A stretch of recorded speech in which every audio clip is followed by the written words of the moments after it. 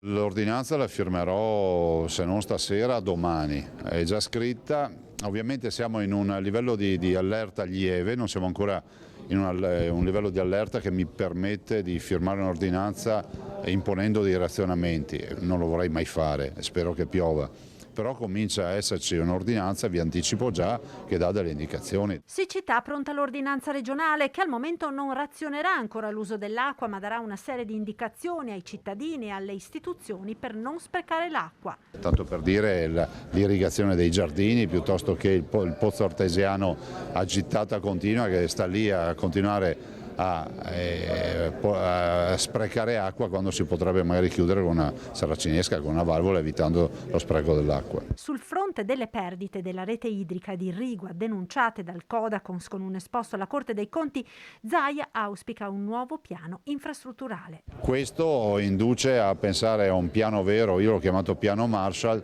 di infrastrutturazione nuova, magari più vicina all'aridocoltura, quello che usano in Israele, e quindi micro irrigazioni a goccia, piuttosto che grandi reti di scorrimento che perdono tanta acqua. Intanto si continua a discutere di un piano a medio e lungo termine per raccogliere ed immagazzinare l'acqua piovana in grandi invasi e laghetti, con i consorzi di bonifica che sollecitano interventi urgenti. Non è possibile che in Veneto, solo perché non c'è mai stato il problema, si accumuli il 4-5% dell'acqua che cade piovana contro un 10-11% che c'è a livello generale di paese.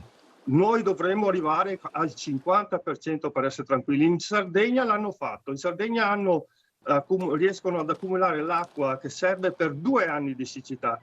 Perché non lo possiamo fare in Veneto?